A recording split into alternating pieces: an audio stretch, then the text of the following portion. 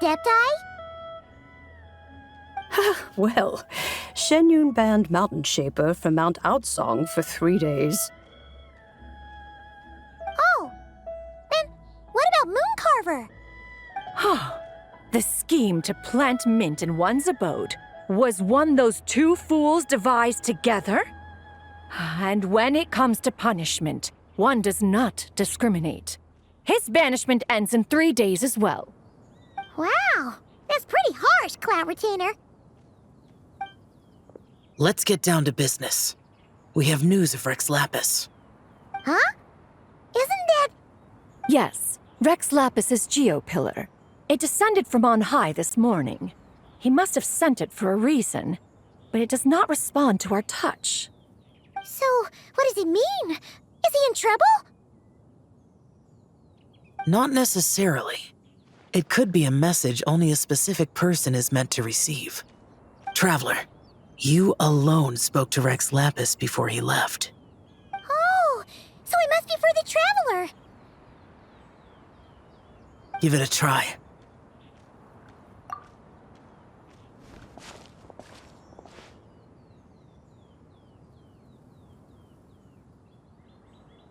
Come to the spring on Mount Qingse. I have left an entrance for you.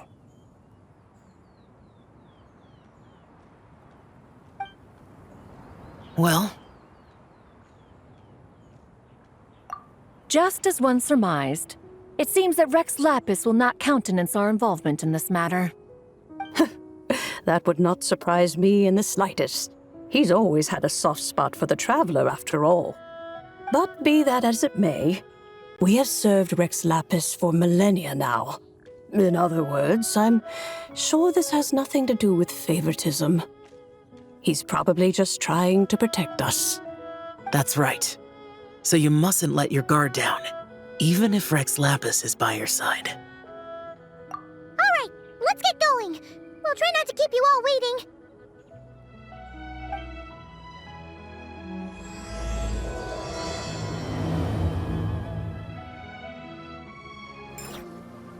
Who could have imagined that the once mighty Geo Archon might end up so, sitting on a humble stool in the woods, quietly weaving moon lanterns? You really do look like an old man now. This is a Shao lantern, not a moon lantern. In ages past, when the gods waged war and the world was in turmoil, these lanterns were lit to guide fallen warriors back to their homes. Had you tarried in the mortal realm for but a little while longer, you might have become quite accustomed to them.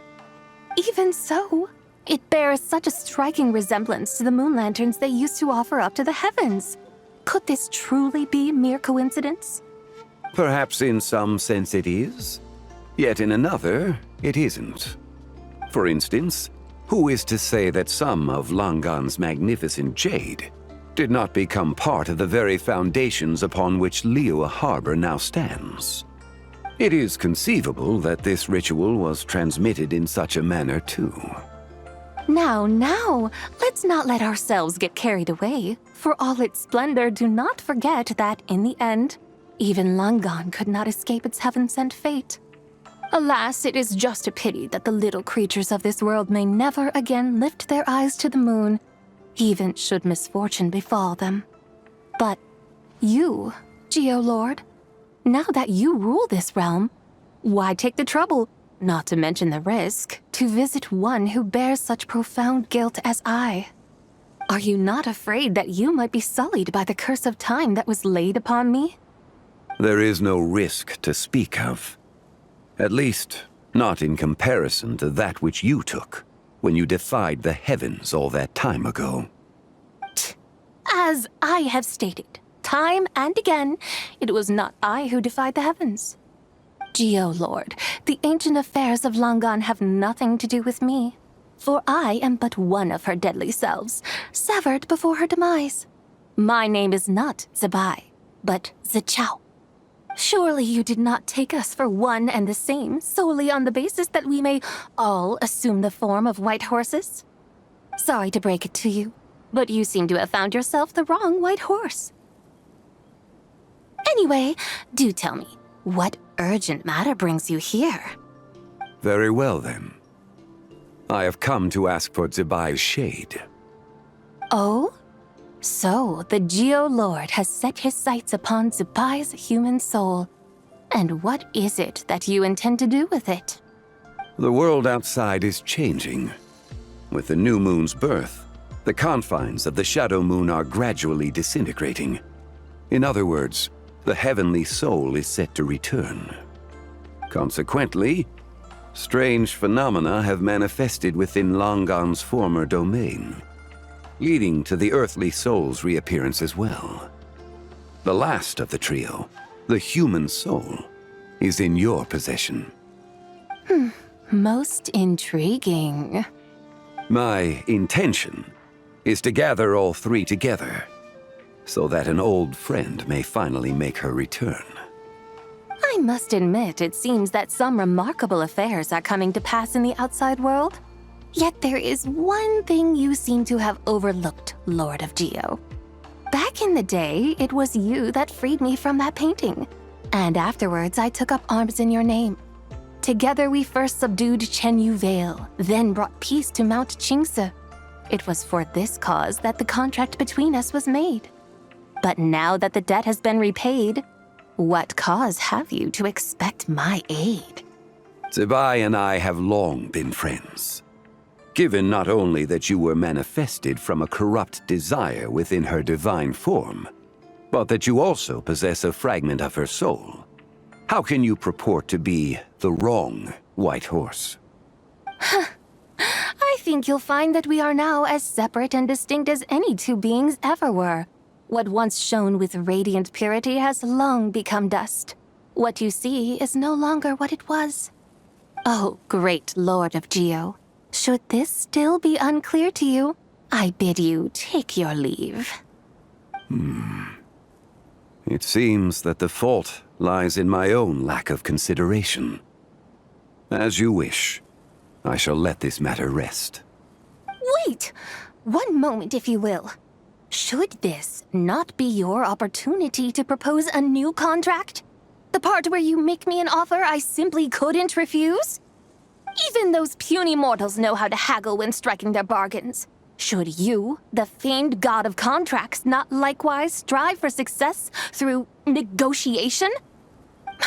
Come now, enough with the posturing. It's time to name your price. Very well.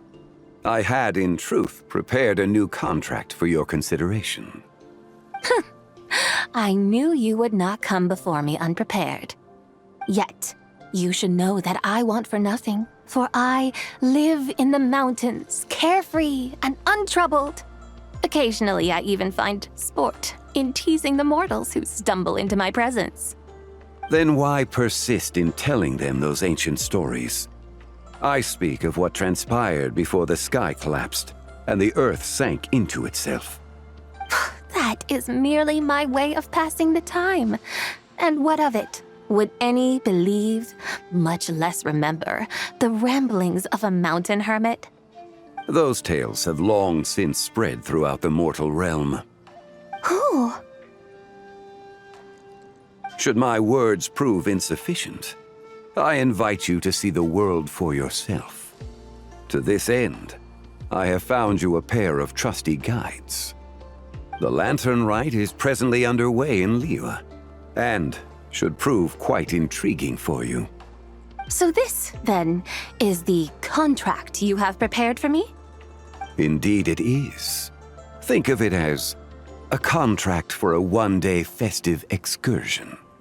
Surely you do not hope to offer this in exchange for Zibai's shade. The foundation of my very existence for a little excursion seems a little steep, wouldn't you say? Why not see for yourself? You can always decide afterwards. The final determination, of course, shall rest with you. Is that so? Then perhaps this deal might not be entirely off the table after all. Where then are these guides of which you speak? Hey, it's Xiangli! Oh, we've been looking for you everywhere. We thought you might have gone missing. You're here. So these are my guides. Well, well. They certainly look the part, I'll give you that. Guides? Oh, you poor innocent little creatures. The benevolent Lord of Geo has sold you to me, which means that for the rest of this day, you belong to me. Sold us to you? Just what have you gotten us into, Zhongli? The situation is not quite as dire as that would sound. I ask only that you accompany my Adeptus friend on a tour of Liyue. I would suspect that depends on how well you entertain me. Entertain you? Let us start with this Liyue harbor of which I have heard so much. Nowhere is quite so fascinating as a place teeming with little mortals.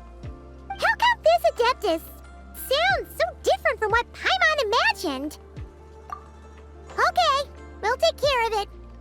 Get ready to find out why they call Paimon the best travel guide in all of Tibet. Look! We've arrived at Liyue Harbor. Not only is it Tibet's busiest port, it's also the beating heart of Liyue. So, dear Madam Adeptus, where would you like to go first? With humble fare and wine to sip, in comfort clothed and soul at ease, one eats, and all the heart's ills cease. So we're heading straight for the good stuff? Well, you're in luck, because Paimon's an expert when it comes to food. There are two main cooking styles in Liyue. Li cuisine, which is all about mountain delicacies, and Yue cuisine, which is centered on seafood. The most famous restaurants are Liyue Pavilion and Xinyue Kiosk. Oh, now Paimon's starting to drool. Guess our only option is to go try them both. 2 meals back to back. Both sound like excellent options to me. Are these the kind of establishments that most people might visit on a regular basis? Not exactly. Both Li cuisine and Yue cuisine are known for their pricey ingredients. Definitely not what you'd call the budget options. But don't you worry about that. Just think of it as Zhongli's little treat. Come on, aren't you supposed to be pals with Hu Tao? I'm unsure we can afford to spend a little more of her mora at least. Hey! All Paimon wants is to provide our Adeptus with the best possible experience here. Don't you want that too? Both certainly sound like worthy choices. Just now, though, I happened to see a porter pass this way. Where might individuals like him go to eat? A hungry porter, huh? Oh! Paimon knows just the place! Yep. Nothing fancy-schmancy there. Just tasty dishes made with simple ingredients in a variety of different styles. Most importantly, it's great value for money, too. No wonder everyone loves it, huh? Oh, and the owner happens to be a good friend of ours, too. One mean restaurant.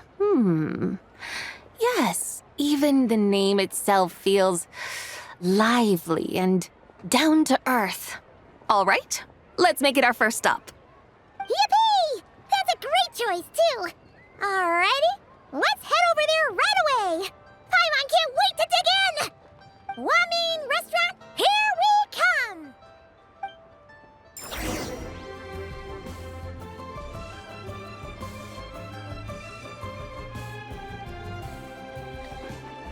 Xiangling! Chef Now! We're here! Oh, hello there! What a surprise to see you two. Welcome, welcome! Hey there, Traveler and Paimon! We're a little busy today, so grab a table while you still can. But I don't think I've met this lady before. Is she a new friend? You could say that. Oh, I see. Well, hey there. A friend of the Traveler's a friend of mine, too. Don't worry, we'll take good care of you. Just order whatever you want, it's on the house. By the way, I'm Zhongling. I cook here at Wan Min Restaurant. What's your name? Miss Xiangling, have you ever heard of the White Horse Adeptus? Of course. What about her? I am her, and she is me. Huh? You mean you're an Adeptus? Oh, you young'uns crack me up. Come on, Xiangling. You've got to keep up with the times. Haven't you heard of cosplay? It's like a role-playing game where you dress up as famous characters and pretend to be them. Seriously, it's all the rage, and it looks like this young lady is quite the expert. Your friends sure keep their fingers on the pulse, huh, Traveler? Wow, Dad. Didn't know you were so tuned in. But how come I haven't heard about it? You gotta listen to our customers. Didn't I tell you to spend less time chasing after wild vegetables and more time making friends? You're even more out of touch than I am. Hey, I like making friends too. Isn't that what I'm doing right now? Anyway, even if it is just a costume, is it alright if I still call you White Horse Adeptus? Of course it's all right, because that's exactly who I am. Okay. I can see you're really committed to the role. How about I call you the real White Horse Adeptus instead? In that case, you can call Paimon the real Traveler. You're right. You could have at least switched outfits. Puny mortals. Nevertheless, I suppose it might be amusing to indulge in your little charade for a while at least. All right. Go grab yourselves a table. I'll come take your order in a bit.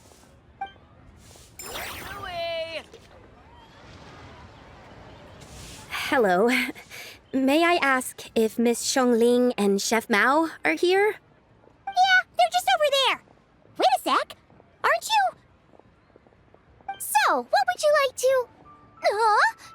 You're... Hello, Miss Xiangling. It's me, Lu Xiangxiang, the one who broke some stuff here at your restaurant a few days ago. I just wanted you to know how sorry I am. I honestly don't know what came over me. Please forgive me. Oh, it's you. You really gave me a fright that day, young lady. You didn't actually get food poisoning from our blackback perch stew, right? Come on, Dad. She's come to say sorry. It's all right, Miss Lu. You must have been feeling a bit off that day. You're looking so much better now, though. Why don't you grab a table, too? This one's on the house. No, I couldn't possibly. Hey, it's totally okay. We all feel under the weather sometimes, especially when we're away from home. Go on, find yourself a... yikes.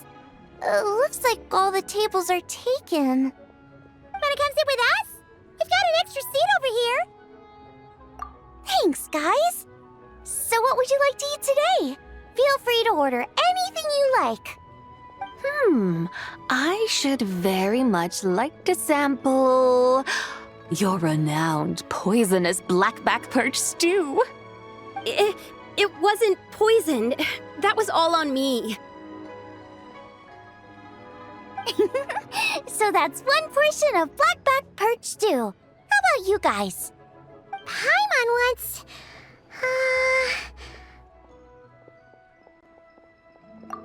Sure thing! Looks like Paimon's having trouble making up her mind. Anyway, I guarantee you'll love it. Let me think. Well, since the blackback perch stew is on the spicier side, I guess it makes sense to balance it out with a serving of stir-fried shrimp. And since it's lantern rite season, you better try out the triple-layered consommé and come and get it too. Those are our seasonal specialties. As for the carbs, since we've got a full table, how about some right at home? Along with our special chili mince cornbread buns. Trust me, you won't be disappointed. Then for dessert, I'll whip you up some Lucky Snow Delight. I just came up with it a few days ago, and I can't wait for you to try it. Wow! Sounds like quite the feast! Looks like Paimon's in luck today! Am I the only one who thinks that's way too much? Not at all. Don't worry, I know what I'm doing. And to top it all off, our star dish, Adeptus Temptation. You should know that we don't often serve this here at Wanmin Restaurant. But since this is my first time cooking for the White Horse Adeptus, I'm pulling out all the stops. Okie dokie, just sit back and relax. I'll have your dishes out in no time. Hold on. Did I just hear Miss Xiangling mention the White Horse Adeptus? You did indeed. And you're looking right at her. That's a joke, by the way. She's cosplaying. Oh, I see. Phew, almost believed you there for a moment. Tell me, little one, what business might you have with the White Horse Adeptus? It's a long story. Basically, a while back, I took part in an archaeological dig over at the chasm. While we were there, we discovered a number of relics. Our findings show that they date back to the era of Langan, an ancient nation whose people are said to have been the ancestors of some of the modern-day inhabitants of Chenyu Vale. And why might such matters concern the White Horse Adeptus? Because some of those relics not only seem to contain textual references to her, but even depictions of what she looked like. There have long been legends claiming that the White Horse Adeptus was a deity of that era, but there are plenty of other theories out there too. If I could just locate some more detailed records, I'm sure we'd be able to find out so much more. So you're into history? Well, to tell you the truth, I actually joined the archaeological team by sheer accident. But once I'd started down this path, I knew that I wanted to make something of myself. Recently, though, things seem to have taken a turn for the worse. Still can't believe I caused such a mess and even ended up hurting someone. Oh, so you're considering becoming a martial artist now instead? No, I mean, they weren't seriously hurt. It was just a few scratches, and they let it go after my mother compensated them. Either way, my career's pretty much over. And even though both the victim and the Ministry of Civil Affairs say they won't be pursuing the matter any further, my father says he's going to punish me according to our family rules. Family rules? Yeah, he's decided to ground me. I'll have to return to Chaoying Village after Lantern Rite, and goodness knows when I'll be allowed to leave again. Wow, that's harsh. Sounds like the kind of thing only rich, super traditional parents would do. We're not exactly rich, though. All we own are a few tea fields in Chaoying Village and a guest house in Liyue Harbor. A guest house? It isn't Baiju Guest House by any chance? Yep, he's my grandfather. So you've heard of the guest house before? Small world, huh? Come to think of it, didn't Boss Lu mention something about hoping that the White Horse Adeptus would show up and let her divine power be known? Sure, but Paimon's guessing this wasn't exactly what he had in mind. Little one, it sounds to me that your family is rather well off after all. What then drew you to archaeology? Why subject yourself to such unnecessary hardships? Even if I stayed at home, there's no guarantee I'd lead a nice, easy life. Just look at my father. Recently, my grandfather put him in charge of the guest house, and he came up with a bunch of ideas right away, starting with changing its name. That didn't turn out well, though. My grandfather yelled at him for days, even calling him a bad son, and they still haven't let it go. Oh! Paimon thinks we might have heard about that too. Long story short, being dependent on others is never fun. You just end up being completely under their thumb. That's why I want to make it on my own out here, no matter how hard it is. After all, as the saying goes, to rise above others, one must endure the hardest of hardships. What's so funny about that? You poor, innocent little creatures never fail to amuse me. To think you would endure all manner of hardships in your brief time on this mortal plane, and all that merely to rise above others. I would have thought that the wiser path would be to simply roam this world as I do. Huh? Tell me, what is it that you truly delight in? Archaeology? Martial arts? Tea planting? Or perhaps the keeping of a guest house? What I delight in? Yes! Surely there must be something you don't find quite so exhausting. Whatever delights you should not feel like a burden. But do things like that really exist? Of course!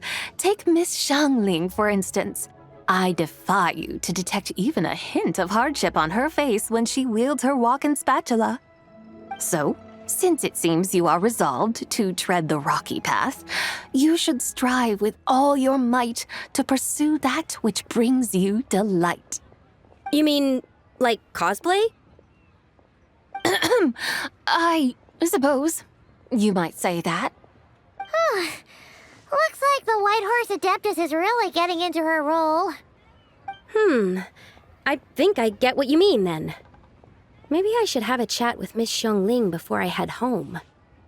Okay, everyone. Sorry to keep you waiting. Here's your food.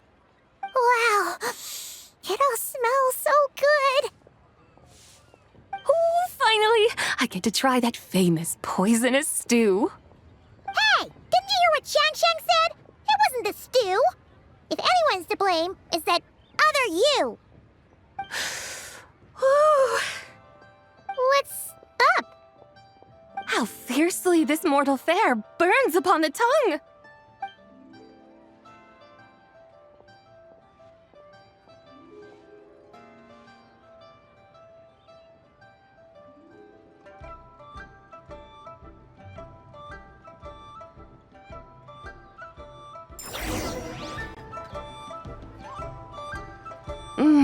Most satisfying as poisonous stews go. So, where to now? Time, I think, to seek out some diversion? Oh, there's plenty of entertainment options in Liyue. Paimon will tell you that. The locals like to drink tea, walk their pets, play chess, watch operas, attend storytelling performances. Storytelling performances? You know, like listening to people telling stories. They're usually based on old Liyue legends, just like their operas. Stuff like the Divine Damsel of Devastation, Through the Eyes of a Dragon, or the Sanctification of Tao Do. What about the story of the bright moon that sits in the sky above us? Paimon doesn't think she's heard that one. Still, the moon does come up quite a lot. It's even in the name itself. The Yue in Liyue actually means moon. Since we're on the subject, you like telling stories yourself, right? Why don't we go check it out? In that case, I'll have to trouble the two of you to lead the way.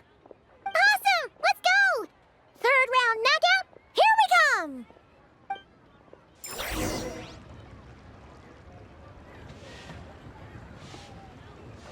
What a tongue twister! I'd have made a complete fool of myself if I tried to say it on stage without practicing it first. Huh!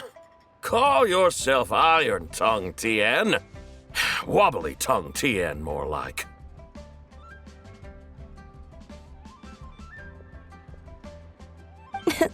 I used to have that problem a lot. But if you just take your time to grasp the meaning and commit it to memory, you'll be able to say it smoothly in no time. You're right, Miss Yoon. I'll give it another try. Hey, Yunchin! Fancy seeing you here! What are you two talking about? Ah, Traveler and Paimon, we meet again. And who, may I ask, is this? You may call me the White Horse Adeptus. The White Horse Adeptus? She's not really an Adeptus. I see. Well, it certainly looks like a lot of fun. Oh, funny you mention it. This type of thing is actually something I'm quite familiar with. Once, to perform Through the Eyes of a Dragon, I decided to imagine that I was Rex Lapis himself. It was the only way to truly inhabit his mindset and understand his resolve to quell those demons. Sounds like you just wanted an excuse to feel all big and powerful. Hey, that's... You just don't understand how inspiration works. You're one to talk. Paimon's traveled all over with the Traveler, and she's seen things that would make your jaw drop. All right, then. Since you claim to be so knowledgeable, why don't you prove it by reciting an ancient poem? An ancient poem? Which one? Ha! See? You mean to tell me you've never even heard of the ancient poem called An Ancient Poem? What kind of a title is that? Quit teasing, Paimon. We only just found out about that ourselves. He's talking about the writing on those ancient relics. When we first saw it, we couldn't figure out what it all meant. So in the meantime, we decided to just refer to it as an ancient poem. However, thanks to the painstaking work of the scholars who were tasked with decoding it, it seems like that's exactly what it was. Or rather, an ode offered in veneration of the moon and the White Horse Adeptus. Oh yeah! Didn't Kuching mention that before? It's got something to do with Longon, right? That is correct. The Ministry of Civil Affairs has issued a notice stating that, although it is true that the moon may disappear tonight, we should be in no danger.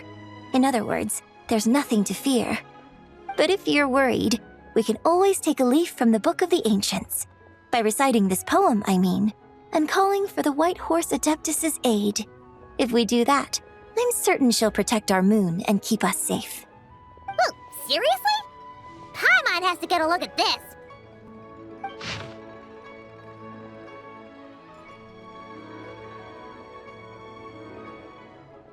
Under moon eternal, in radiant night, a maiden grants silk, soft and light?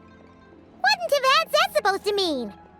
Under moon iridescent, in night divine, blah blah blah, something cloth so fine.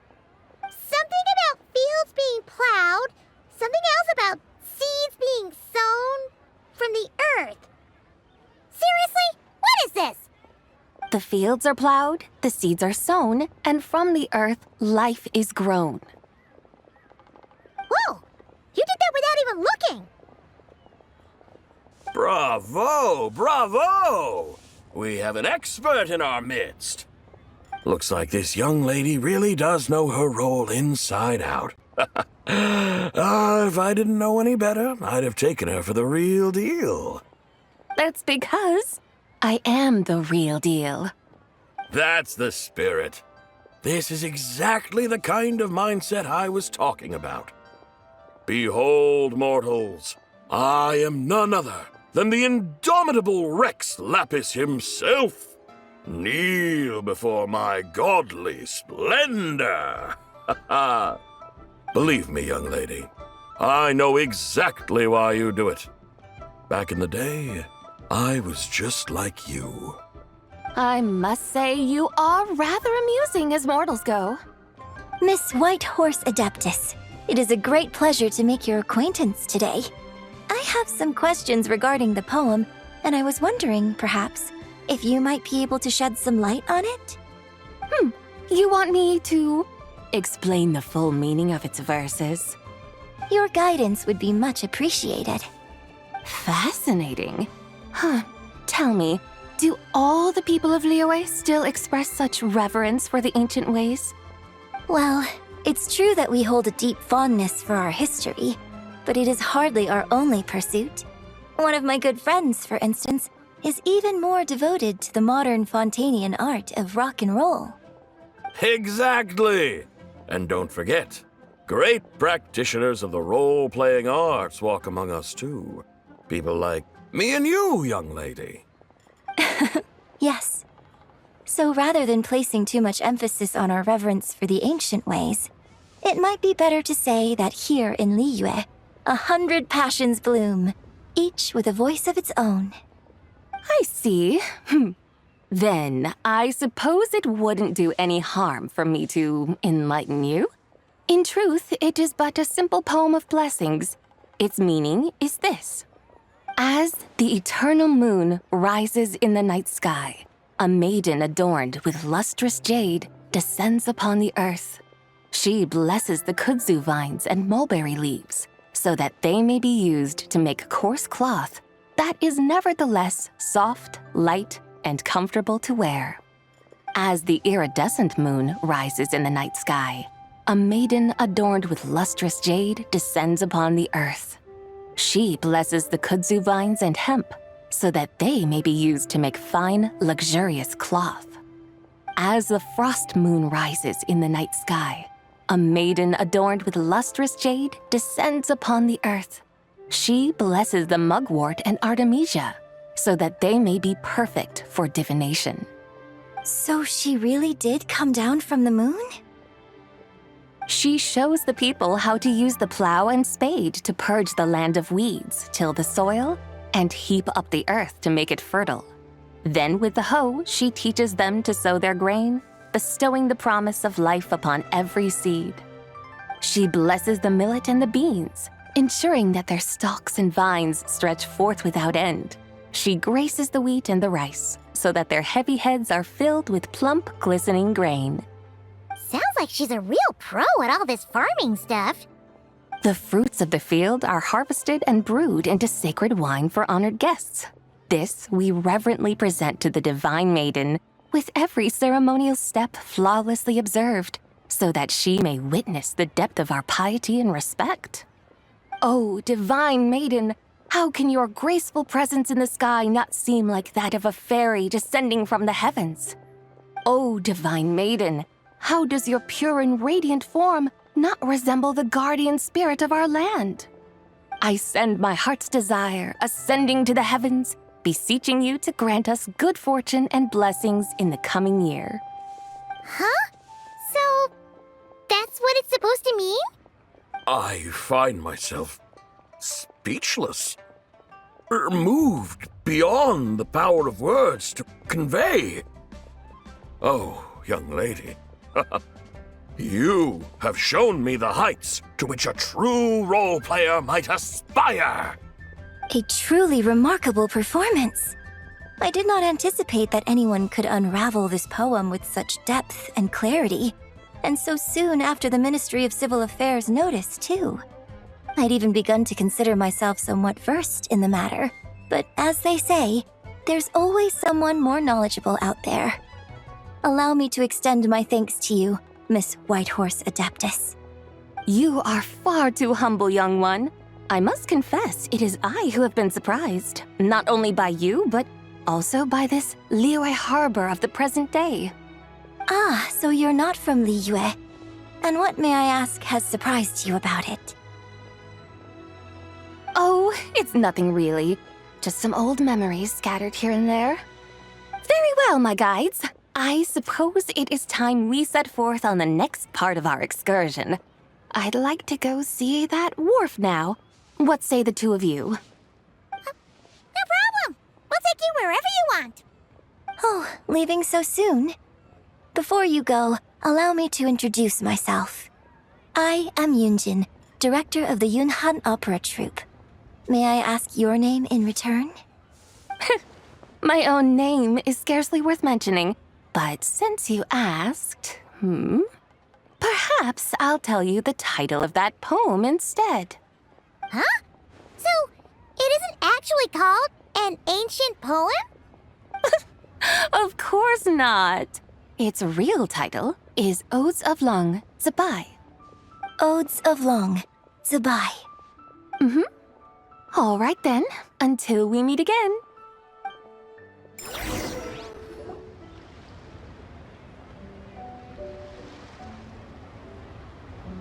Hey, Ganyu! I almost forgot to mention.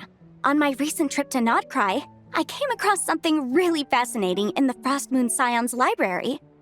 I found records in their collection of another divine envoy living on the moon. A divine envoy on the moon? You don't think it could have been referring to the White Horse Adeptus too, do you? No way to say for sure. Still, the similarities between our legends are intriguing, to say the least. Isn't it amazing? Especially when you consider how far apart we are. It truly is. We might live in different lands, but when we look up at the night sky, we all see the same moon and stars. Right? It's like we're all bound together, no matter where we are. When you think of it like that, it's almost as if our friends from other nations will be right here celebrating with us. Isn't that a wonderful thought?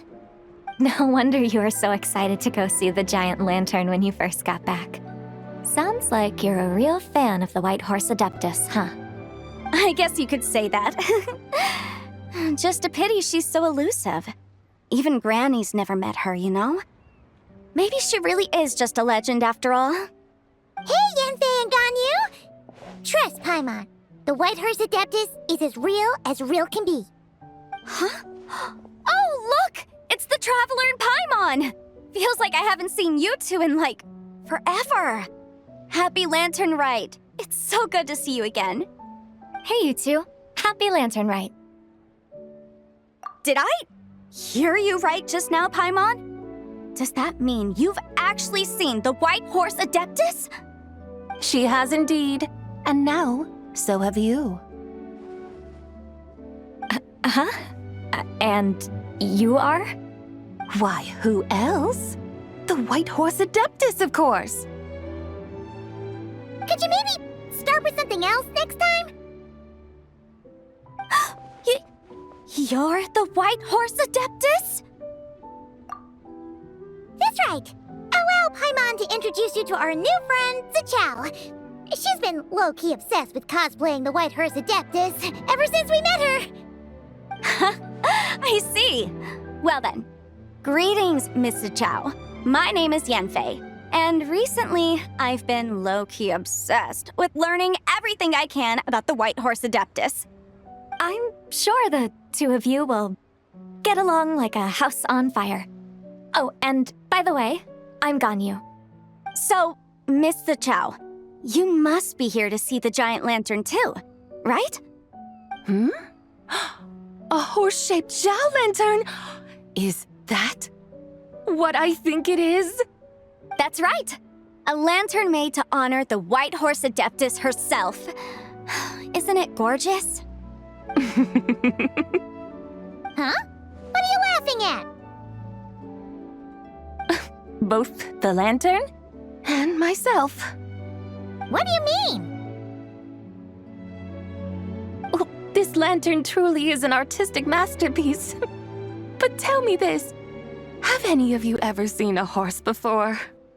Come to think of it, Paimon can't remember ever actually seeing one herself. What about you, Traveler? Oh, this horse appears to be mid-trot, but it has adopted what is called a lateral gait, where the legs on one side of the body move together in unison. A rather rare sight indeed.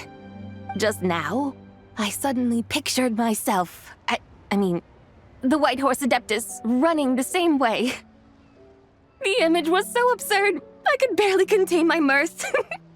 Oh, really? I never knew that. You learn something every day, huh? Oh, come on! It's basically a giant piece of fan art! Who cares if it's different than the original? I was merely laughing at my own ignorance. I came here thinking that the White Horse Adeptus's tale had been long forgotten. Yet here I am, gazing upon a lantern made in her honor. Well, you couldn't have been more mistaken. There are so many tales about the White Horse Adeptus, I'm starting to lose count. Just off the top of my head... Just so you know, Yanfei, we've heard it all like a million times before. Uh-huh. But there's one thing I can guarantee that you haven't. Huh? You mean like a new chapter of her stories come to light? Mm-hmm. And I heard it from Ganyu just yesterday. hey, why don't you share it with the others? Sure, no problem. Where to begin? Do you guys still remember what Liyue's Moon Chase Festival is about? Of course! It's a festival held in honor of the Stove God. That's right. But it took a really long time for the Stove God Festival to become what it is today. In its earliest form, it was actually an adeptal ritual known as the Moon Chase Rite. Paimon remembers Madame Ping mentioning that before, but she never explained exactly what it was. According to Cloud Retainer, the Moon Chase Rite was originally a ritual meant for communicating with the moon. Communicating with the moon? But for what purpose? At first, Cloud Retainer wasn't entirely sure either, as it was always Rex Lapis who performed the ritual. Whoa! Rex Lapis did it himself? Must have been a really important ritual. That's right. Unfortunately, despite numerous attempts, they never actually received any response from the moon, which is why they eventually stopped performing it. But then, just yesterday, Kaching took a picture of the moon being obscured by a dark hole to Cloud Retainer and asked if it had anything to do with the Moon Chase Rite. The moment Cloud Retainer saw it, it suddenly dawned on her that the rite might have been an attempt to reach the White Horse Adeptus all along. Does that mean Zhongli's been trying to bring back the White Horse Adeptus all this time? So how about that? Bet you never thought there might even be a link between the White Horse Adeptus and the Moon Chase Festival. If Kaching hadn't taken that picture to Cloud Retainer, we would never have known any of this. This is probably what Kaching was referring to that day when she mentioned there were some ideas she wanted to follow up on. So, Geo Archon. All this time, you've been striving to awaken her. Huh? What do you mean, awaken? Nothing. What I truly meant to say was, this new insight you've provided has been truly eye-opening. Oh, by the way, my trusty guides, I've been meaning to ask, where in Liyue Harbor might one enjoy an expansive scenic view? Huh? We're off to the next stop already? But Paimon's barely done digesting that lore bomb just now. All the more reason to find the right spot to let it sink in. Oh, so that's what you're up to. A tour of Liyue Harbor? In that case, if you're looking for a spot with a panoramic view, I'd recommend Yujing Terrace. That's a great idea. Since the terrace is on higher ground, the sea view from up there's so much better. Great! Well, the lantern ride's about to start, so we should get back to Granny's now. Hope to see you all at the festival tonight. Oh, you're off too? All right then. See you both soon. See you soon!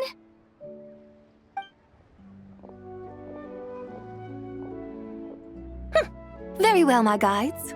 What are we waiting for? Okay, you're the boss. Eugene Terrace it is. After all, the customer's always right. Something else you needed to do? Oh, Paimon likes that idea. And what, may I ask, is a photo? It's this awesome invention that lets you record moments in the blink of an eye. Except, you've gotta try not to actually blink. Oh? What must I do in preparation then? Nothing. All you gotta do is choose a pose. The Traveler will handle everything else. Come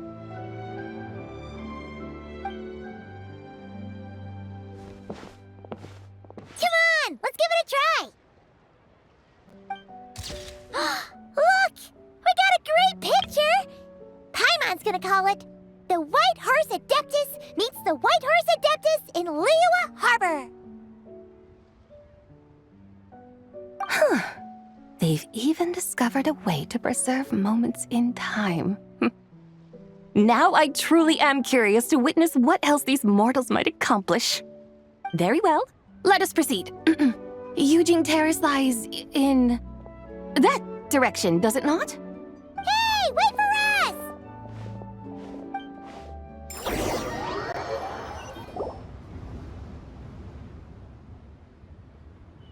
Truly a marvelous view if ever there was one. It seems the charm of this Liyue harbor is only heightened by the sun's dying light. And soon, people will start releasing their shell lanterns to mark the most important day of the year. Practically everyone will be with their friends and family, eating a big meal, chatting, and even setting off fireworks. Trust Paimon, it'll look even more amazing then. What do you say? Want to stay to see that? No need. Let us bring this weary day to a close. Weary day? You mean you didn't enjoy your tour? I had imagined you would arrange for me to witness some grand spectacle. Perhaps the descent of divine beings, the manifestation of the sacred before mortal eyes, or the appearance of a selfless hero come to aid the helpless and downtrodden. Or, should that not come to pass, then at the very least spend a little more coin. For that, it seems, is how one finds true enjoyment. Alas, but there was none of these. Instead, we merely filled our bellies, listened to tales, and gazed upon a crude imitation of my likeness. And now the sun begins its descent. What a day of quiet tedium. Well, we're so sorry. If we'd known that was what you wanted, we'd have done it all differently. It's all that Zhang Li's fault for not making the customer's requirements clear. Well, it's too late now. Do you still believe I would part with that soul fragment, now so intertwined with my very being? But... I knew you were the more astute of the pair. Huh? You were just trying to scare Paimon? It seems the realm of the Geo-Archon has a way of making one more stony-faced. So, you were just pulling Paimon's leg? Of course. I was merely engaging in a little banter with the two of you. Long ago, I shared tales with various mortals who chanced upon my mountain abode. Never did I imagine that those stories would endure. It seems I greatly underestimated them. Perhaps, as your Geolord said, a few pieces of ancient Langan's magnificent jade have truly become part of the very foundation of this land. So, you've decided to help us? Again, that goes without saying. I made up my mind some time ago now. When I beheld a rather intriguing scene as I set foot in this city, I saw porters passing through the alleys, setting down heavy wooden crates from their weary shoulders, peddlers pushing carts as the kites and lanterns upon them rustled gently in the breeze. I saw cooks cooking, actors acting, scholars reading, soldiers marching, children playing, elders resting, officials officiating, and the common folk absorbed in this or that, reveling in the simple joys of life. Some, it seems, have already found that which stirs their hearts, while others continue to fret, troubled by uncertain futures. Yet, in this gentle and serene order, each holds fast to their anticipation, not only for the celebrations to come, but also for the first light of the morrow. Scenes I once yearned to behold now unfold before me, no longer in Langan, but in Liyue Harbor, thousands of years on. How wondrous is this mortal realm! Thank you, Whitehorse Adeptus! Thank you so much! Adeptus, Adepti, perhaps the singular art in which we are truly proficient is that of sequestering ourselves within the high mountains. But once we leave our mountain refuge, we find ourselves drawn back to mortal ways all the same. So, it is I who should offer my thanks to the two of you.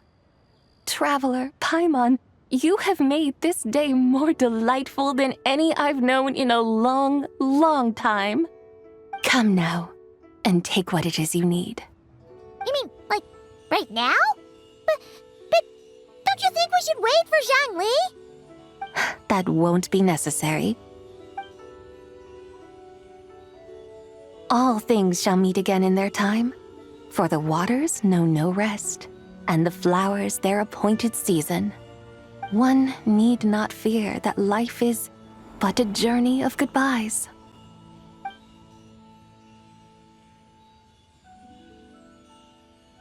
Is she gone?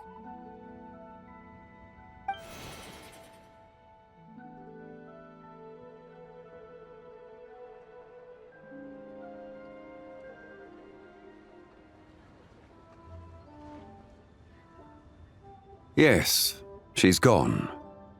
A deadly self is formed from the body's impure vapors, so naturally it cannot survive long in this world.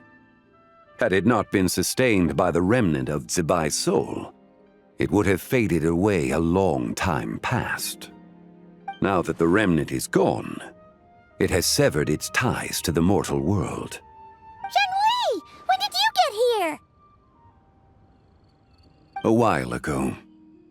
Paimon would have thought you'd at least want to say goodbye.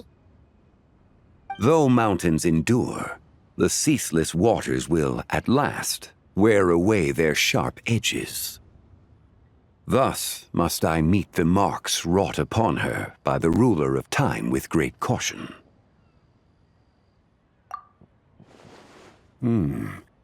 It may be goodbye for now, but someday we will meet again. Really? And when might that be? Who can say for sure? Years and years from now, perhaps. Or maybe tonight, at the Lantern Rite. Are you saying that if the White Horse Adeptus were to be resurrected, she'd still have the memories of the three deadly selves? That she'd still remember us? We will find out soon enough.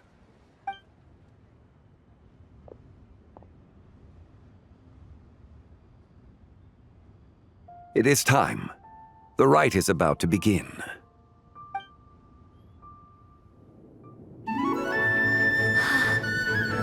The rite is about to begin. Is the moon really gonna disappear? Got your lanterns ready, everyone? All set. Might be about time to put eyes to the sky. Wouldn't you say, Tianchuan? Look!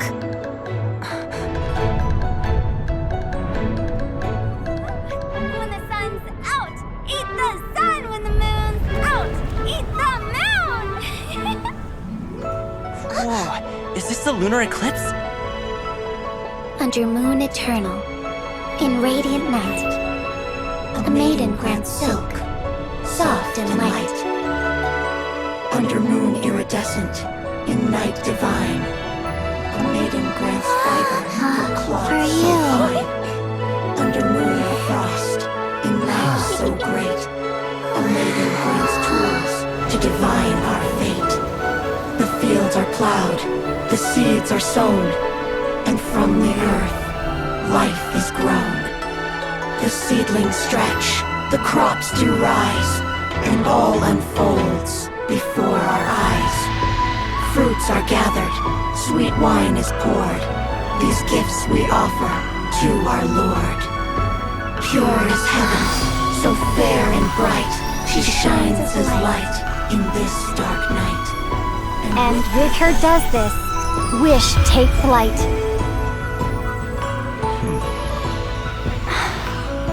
Devoted soul, scattered and unbound.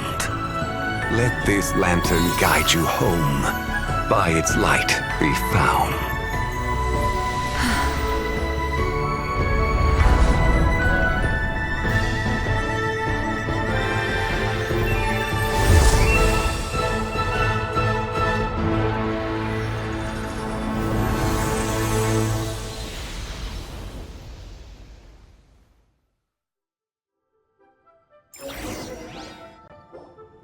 Did we do it? Do we finally get to meet the real White Horse Adeptus?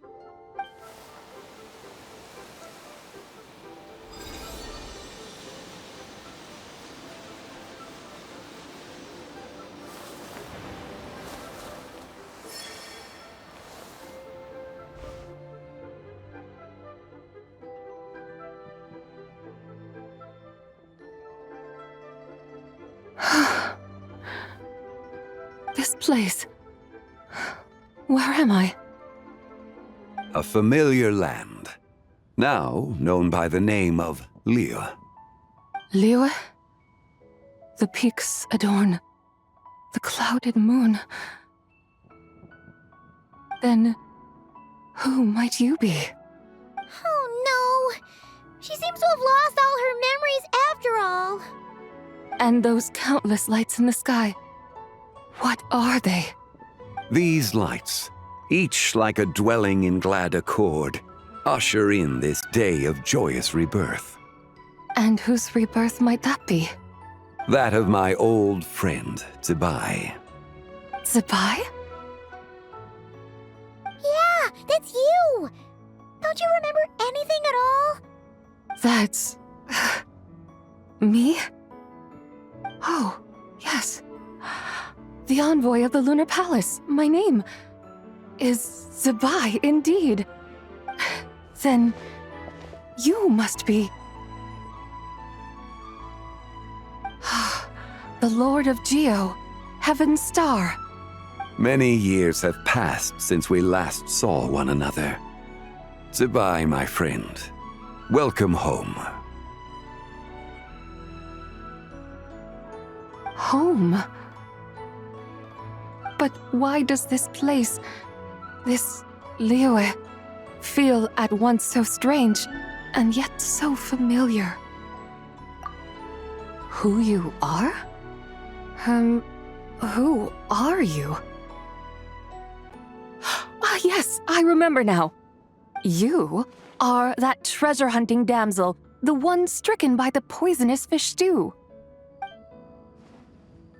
How goes your quest for treasure?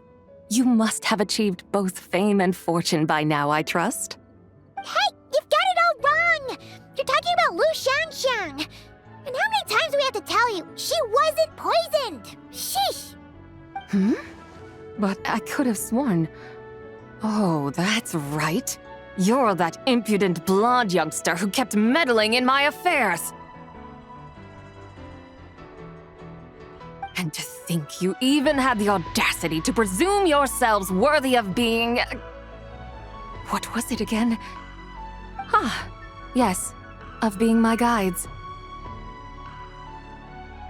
How very wonderful to see you again, my most faithful and beloved guides. I trust all has been well in my absence? Well, she finally got it right. But that sudden mood swing felt even weirder. It's like her head's packed full of slimes. It is possible that her cells have not yet settled. After all, they've only just been brought back together. It may be some time before she fully recovers. Huh? You mean, kinda like she's still half asleep? That I cannot say for certain. Perhaps a few days, perhaps a few years. A few years? Mortal years are but a poor measure when divine beings tread the realm of dreams. Well, if you say so. Anyway, at least she's whole again, right? That already seems like a pretty good outcome to Paimon. Yes, there is little cause for worry. We need only wait and let time take its course. Say, what are those little creatures over there up to? Celebrating Lantern Rite, of course. And those lights up in the sky? Those are all Xiao lanterns. This year, each and every one of them carries a little wish inside. Lantern Rite. Then, may I join in too? Of course! Why else do you think we've been running around like headless chickens these past few days? Tell you what, Traveler, why don't we take the White Horse Adeptus out to celebrate? Who knows? Maybe seeing some familiar faces might help her find her feet? Hey, Zhangli! You've got some time on your hands now, right? Why don't you come along with us? By no means a bad idea, Paimon. Oh, and Zibai, before Paimon forgets, when we meet the others later, remember to wish them a happy Lantern Rite! Happy... Lantern Rite? Happy Lantern Rite! Yes! Happy Lantern Rite indeed. Well then, let's go!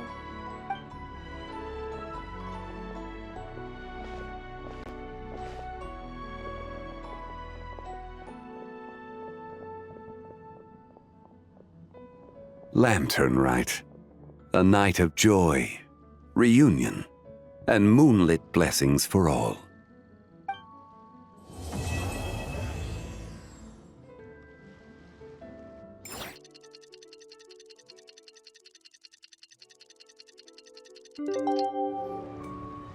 Oh, looks like Zhangli hasn't stopped by for tea today. Hey, are you two looking for your friend? Try going up that way. Is Zhangli up that way? No, but that young lady who was dressed up as the White Horse Adeptus the other day is. She's your friend, right? I just saw her head toward Wanmin Restaurant. I was wondering why she was eating alone. But then you two showed up hot on her heels. Oh, what luck! We were just on our way to find her. But what's she doing at Wanmin Restaurant? I have no idea. I said hello, but she completely ignored me. She couldn't have forgotten who I am, right? I mean, we're kindred spirits, aren't we? Maybe she's still half asleep, but her brain might be a little fuzzy. Oh, that makes sense. I was wondering why her eyes were so red. Her eyes were red? Oh, that doesn't sound good. You young people, staying up all night because you think you're invincible. Look at your friend. Missing out on sleep so she can pretend to be the White Horse Adeptus. That's where that leaves you, you know. A word to your friend from someone who's older and wiser. She really needs some rest. Paimon won't be so certain about the older and wiser part. Yeah, what was that? Hurry along, then. Oh, and don't forget to come back and check out my Rex Lapis cosplay when you're done.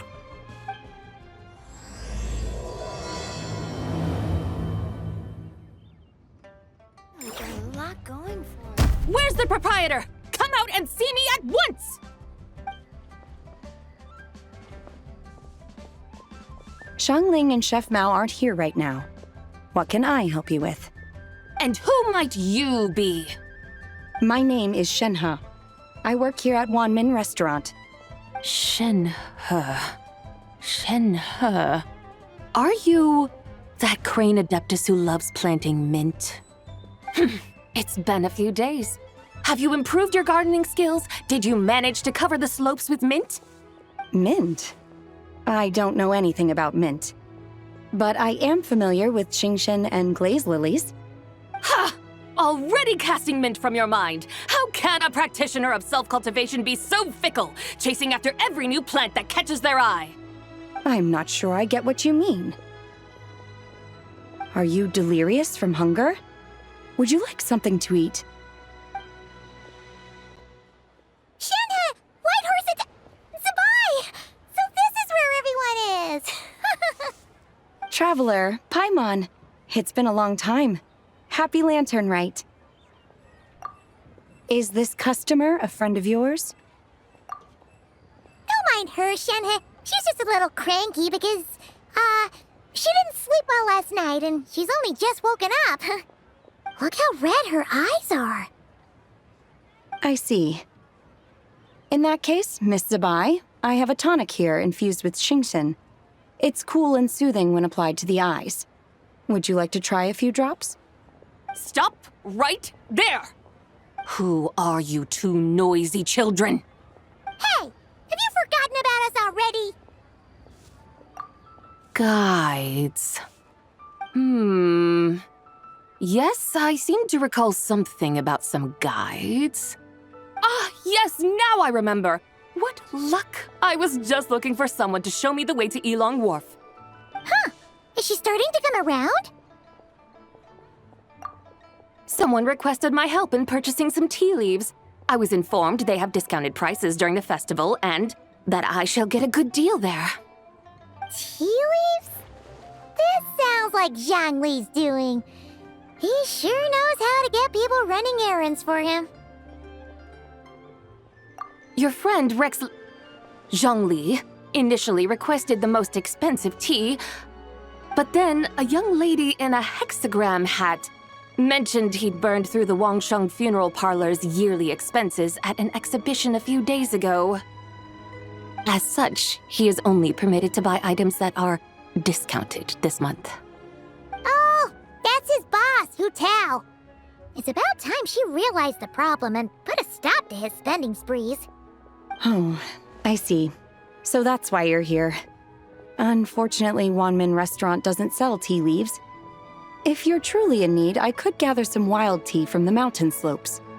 You don't sell tea leaves? But I remember your boss, Miss Lu, saying that she owns tea fields.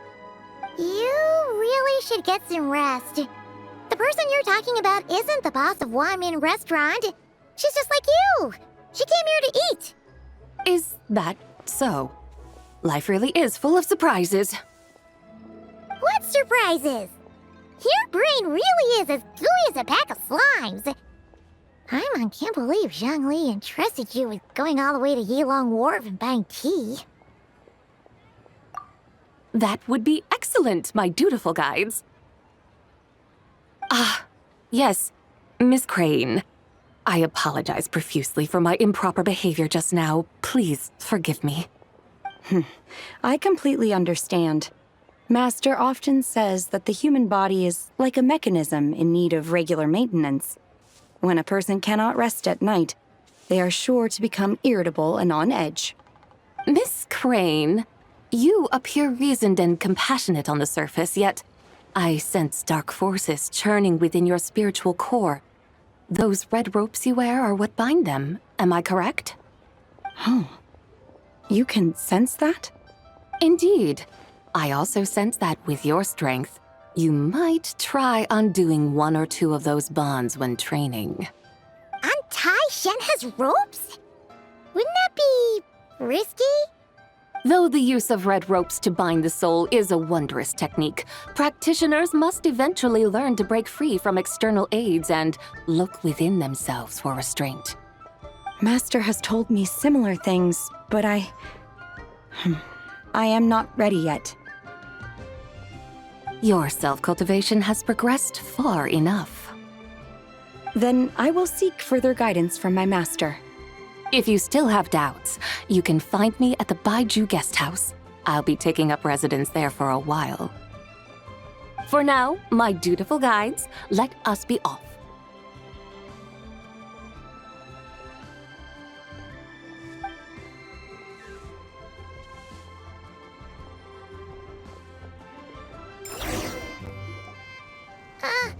Aren't we going to Yilong Wharf? How do we end up on this mountain? Is that small town over there not Yilong Wharf? I sense a familiar scent wafting through the air. You're right! Except for the smell part. Paimon doesn't smell anything. That is because this scent is the essence of jade, which can nourish the spirit. Oh, yeah! Shenyu Vale does have a lot of jade, but Paimon didn't think jade smelled like, anything. Naturally, this has reminded me of something. And what's that? A few simple tricks for mastering one's power.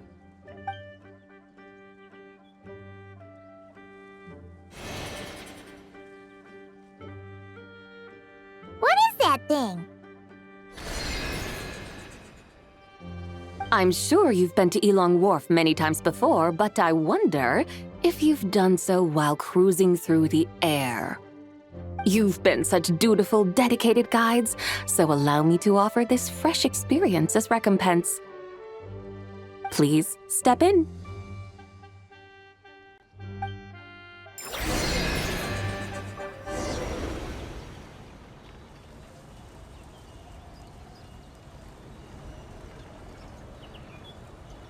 This is amazing! Paimon feels just like an Adeptus flying through the sky. What is this thing? I created it from my memories of the chariot of the Lunar Palace. Many years have passed since I last laid eyes upon it, so there may be some discrepancies. Nonetheless, it is functionally much the same. A lunar chariot? Wow! Paimon never imagined she'd get to ride in one! So, Sabai, does that mean you used to work on the moon? Work. That's an interesting way to phrase it, though I suppose you are correct. I was once an angel, a member of a race tasked with guiding humanity. Then, graced by serendipity, I became a moon envoy. Huh? What's a moon envoy? Some kind of super important angel? As you would understand it, a moon envoy is a job title. Any angel, or non-angel, can become a moon envoy. Does that mean you're not the only one? Of course not. Though my memories are still hazy, I vaguely remember some of my colleagues. There was one who liked to take on the form of an ibis. An ibis? Could it be... Can all moon envoys turn into animals? Does that mean Lauma could take that job? She can turn into a deer, and moon chanters are some sort of lunar envoy anyway, right? Moon chanter? I have no idea what those are. Oh, okay then.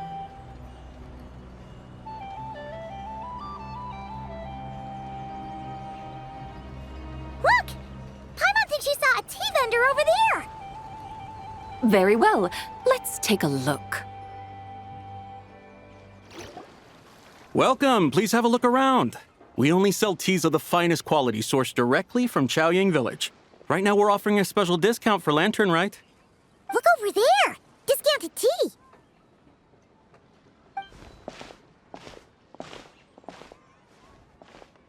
Dear customers, are you looking to purchase some tea leaves? I can see from your bearing that you are no ordinary customers. My humble shop has some exquisite teas that should satisfy your more refined tastes. We're not here for quality. We're looking for a discount. A discount? Well, that's a coincidence. Our Sungla tea is on sale right now. A special festive offer. Something about the name of that tea sounds familiar to Paimon. Buy 3 boxes of Sungla tea during the festival to get 10% off. Buy 4, get 20% off. Buy 10, but... That's right! 10 boxes at half price. Have you been to our shop before by any chance? Oh, Paimon's definitely heard this spiel before. 3, 4, 10, 10, 20, 50. Sabai, what are you muttering about? When purchasing 3, 4, or 10 boxes, the corresponding discounts are 10, 20, and 50%. The intervals between the two sets of numbers are 1 and 6, and 10 and 30. Look! Her eyes turned blue! That's gotta be a first! If the differences between intervals remain equal, the interval after 6 should be 6 plus the difference between 6 and 1, which is 11. Similarly, after 30, the next interval should be 50. Therefore, extrapolating upward, the next two numbers in each set should be 21 and 100. You're making Paimon's head spin! Those numbers, what do they mean? They mean that if we buy 21 boxes of Sungla tea, we should get a 100% discount! 100% discount? You mean we'll get them for free? Oh, there was a pattern to the discounts. Is that right? The pattern we speak of is mathematics, little one. A pattern that is always right. That's amazing! You're a shopping genius, Sabai! Oh wait, something feels off here. I had no idea our shop's discounts were tied to the laws of nature. I've learned so much from you, dear customer. No need to thank me. Now, please give us our 21 boxes of free tea. Wait! What's the matter? Paimon just realized what it is that's not right. It took you long enough. We got the short end of the stick! Think about it. If we don't have to pay when buying 21 boxes, then if we buy even more, the vendor should be paying us money instead, right? Huh? Hey, Zubai, work this one out. If we buy 100 boxes, we'd make loads of money, wouldn't we? It stands to reason. Wait a moment, dear customers. Don't you think you're haggling a little too hard? You are the one dictating the discounts. We're simply extrapolating the numerical patterns within. As such, we are hardly haggling. You have a point. However, that's right. I'm so sorry. I just remembered. My supplier didn't come today, so we don't have any tea after all. Such a shame. Terribly sorry about this. Awful, awful luck. Where can we find your supplier? Well... Not to fret. We'll save you the effort and go straight to the source ourselves. Well, you see, dear client, the supplier's discount isn't as generous as ours. You won't be able to get the same price from them. Huh? Does that mean they won't pay us for taking their tea? They might not even offer you a 100% discount. How very unfortunate. Nevertheless, as the original supplier, they must offer some sort of discount. Besides, we're not looking to make money. We just want a good deal. Well, that's great. My suppliers are all tea farmers from Chaoying Village. You can go ask around the village, but please don't say I sent you. Do not worry, we appreciate your generosity.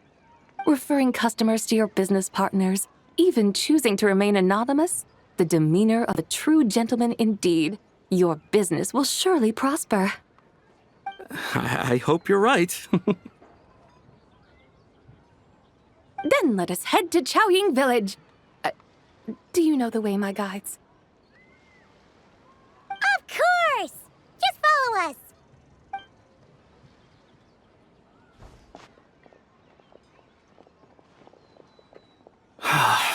What otherworldly beings were those? Thank the heavens I managed to send them on their way. I should hurry home and pray to the White Horse Adeptus. May she bless me such that I never encounter such customers again. Here we are! Chaoying Village! The mountains and waters are pristine. They embody the beauty of heaven and earth. It's a good-looking place, all right. But it's hard to enjoy the scenery when Paimon can't stop thinking about all that tea-buying Mora we're missing out on. Should fate dictate, Mora will find its way to you sooner or later. Well, Morak certainly finds us often enough. He even sought us out in person this lantern rite. For now, let's look around and see if any tea farmers are selling their crop. We'll be able to see more clearly from up high. Let's take to the sky and enjoy the beautiful scenery while we're at it.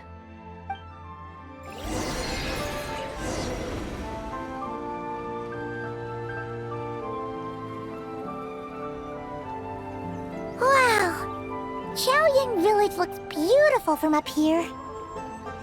Indeed, the houses here are quite different from those in Liyue Harbor. They follow the natural contours of the mountains, forming unique, elegant structures. Yeah, it's super beautiful. The white walls and dark tiles frame the emerald waves of the terraced fields, while the curved eaves and tall gateways juxtapose each other with grace. It's almost too beautiful to be true. The crowing of roosters and barking of dogs, the calls of farmers working the fields, a vibrant pastoral chorus overflowing with earthly vitality. Yeah, it's incredibly beautiful, huh? Have you studied the linguistic arts by some chance? Huh? Your vocabulary for beauty seems rather constrained. Paimon knows how to say pretty as well. I see. Now then, let's take a look around and see if we can find any farmers selling tea.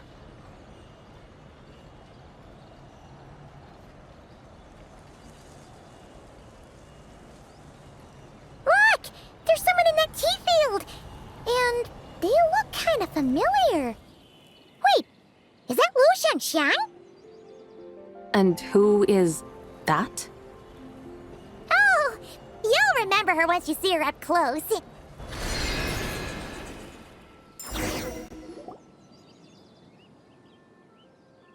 there, Lu Shanxiang! It really is you! Huh? Paimon, Traveler, and the White Horse Adeptus. Fancy seeing you here. The White Horse Adeptus has a name now. You can call her Zabai. And you are... Wait. I remember now, you're... Don't say anything about food poisoning or fish. You're the young lady who wanted to rise above the rest, are you not? Yes, that's me, but I'm in a bit of a state right now. At best, I can say I've fallen below them. Fallen below them? What happened? Like I said the last time we met, I'm being punished according to family rules. My father, mother, grandfather, grandmother, other grandfather, other grandmother. Oh, that's a lot of family members. Yeah, and on the night of Lantern Rite, they held a family meeting to discuss my situation. So, they do care about you. There's no doubt they care. But they think that since I caused all that trouble in Liyue Harbor, it shows I can't be trusted on my own. They decided to ground me. Ground you? Yeah, though they're not confining me to my room. Instead, I have to personally nurture a tea seedling until it grows big enough to be sold at market. Aw, a tiny little tea baby. Do they want you to experience what it's like to be a parent? It's supposed to cultivate my character and temperament. They say this will help me calm down and reflect on my issues. What happened in Liyue Harbor really wasn't your fault. Oh well, at least this punishment doesn't sound too harsh. So, how long will it take for the little tea baby to grow? Actually, I don't know. I've never grown a tea tree before. It usually takes 2 or 3 years. 2 or 3 years? Yes, the tea in this garden requires 2 or 3 years to mature. That long? Zabai, you're not making this up, are you? How do you know so much about growing tea? When the plants thrive and grow, that is the meaning of my name.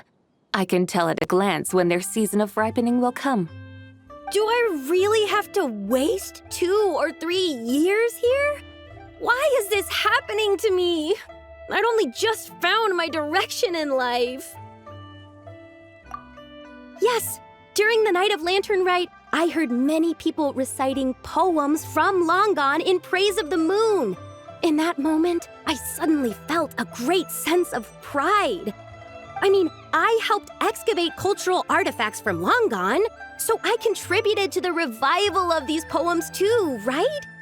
So I decided to stay with the archaeological team.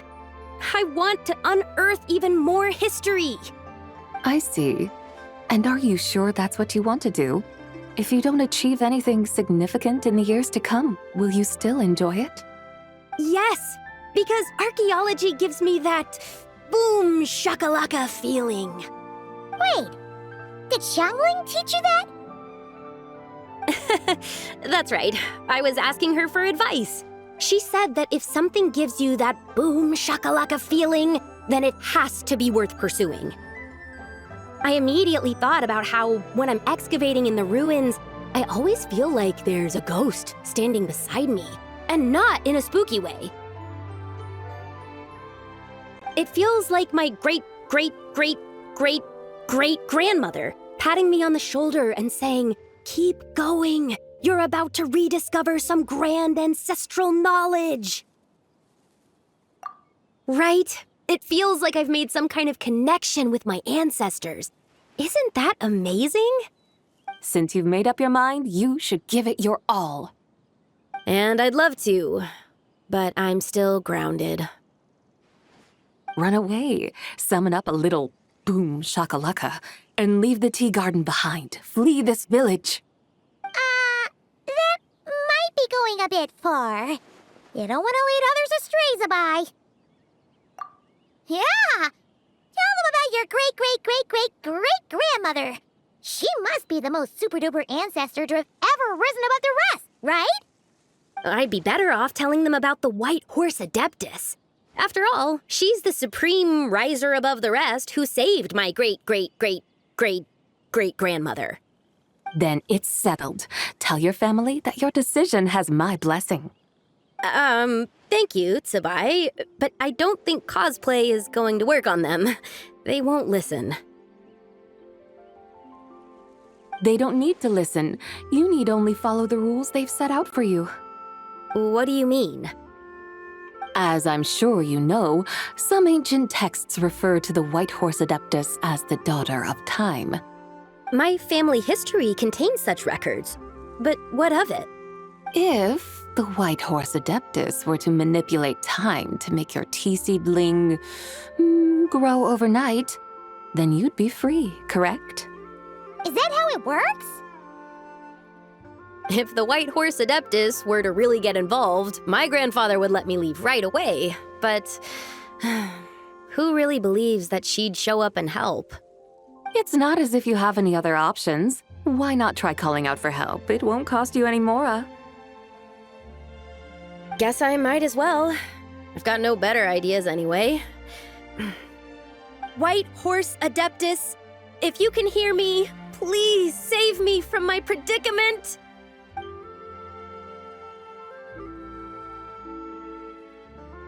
Ugh. Nothing happened, as expected. Perhaps the White Horse Adeptus has already heard your prayer. Why not come back here tomorrow and take a look? By then, the seedling you planted may well have grown into a thriving tea tree. Thank you, Tsubai, for trying to comfort me. I do feel better now, kinda. But can't you really do something like that? Oh, it's getting late. Why don't you all stay at my house tonight? My family may be strict with me, but they're always welcoming to guests. That sounds great! Let's get some sleep and then come back here tomorrow to see if our tea baby has grown.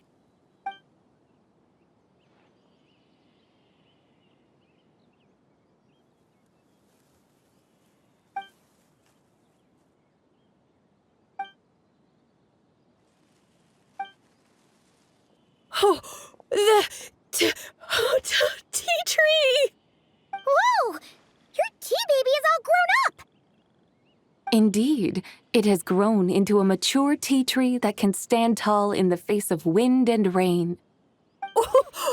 How is this possible? It must be the work of the White Horse Adeptus. Her prayer must have moved her! Are you sure? Perhaps she heard your prayer and chose to answer the call. She once saved my great-great-great-great-great-grandmother. This time, she saved me. That's incredible! Your family must be blessed by the White Horse Adeptus. I guess so. I need to tell everyone the news right away. They'd better. Since this is the will of the White Horse Adeptus, I don't see how they could object. Go. And if you run into any more trouble, call out to the White Horse Adeptus just like yesterday. Thank you so much! Paimon really thought you were going to use Adeptal energy to make the tea baby grow, Zabai. When an Adeptus exerts effort, consuming their energy, is that not using Adeptal energy?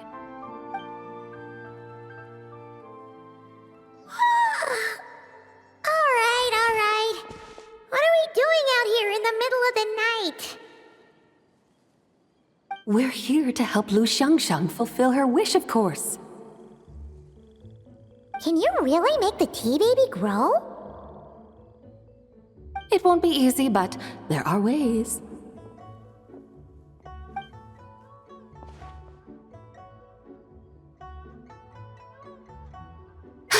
There, it's grown. Hey! You just transplanted a tea tree from over there! There's a mature tea tree here now, yes? Oh, yeah, but And am I not the White Horse Adeptus? well, yeah. Is this tea tree then not a manifestation of the White Horse Adeptus's will? You're not wrong. But again, there's something not quite right about this. Maybe this will become another mystical Adepti tale recorded in their family history. That would be marvelous. Paimon thinks so too. Hey, Traveler! Sabai seems to be doing much better now, don't you think? Oh! Paimon bets that's why Zhongli chose to send her on this errand. That's a great idea! We've already shown her Liyue Harbor, Yulong Wharf, and Xiaoying Village. How about we head to Qingce Village next? Qingce. That name sounds familiar. The scenery there is really beautiful. Pretty, too. It's the perfect sightseeing spot. How about we show you around? I must say, I have been mightily impressed by the mountains and waters of Liyue. Please lead the way, my dutiful guides. All right, let's go!